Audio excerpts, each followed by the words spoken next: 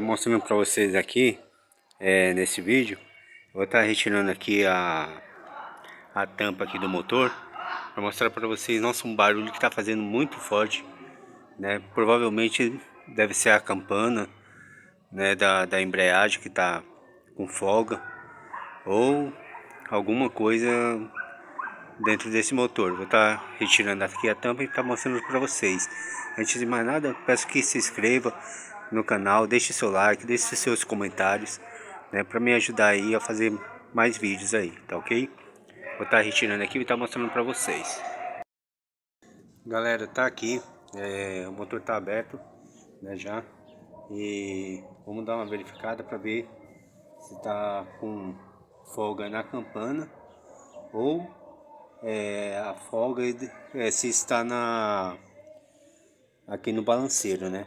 Aqui no caso, ó, não tem folga nenhuma, né? Tá muito bom, né? O balanceiro, vocês podem ver. Agora aqui na campana, vamos dar uma olhada. Veja só, pessoal, a folga que tá. Vou estar retirando essa campana para poder estar fazendo aí o reparo, tá ok?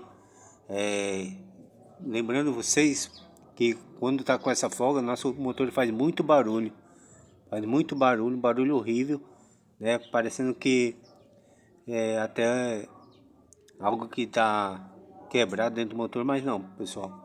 É apenas essa folga que faz um barulho terrível dentro do motor, tá ok? Vou estar retirando e tá mostrando para vocês. Galera, tentei retirar, não consegui, acabei fechando novamente o motor, né? Vou estar pedindo levando no mecânico para ele poder estar fazendo esse ajuste.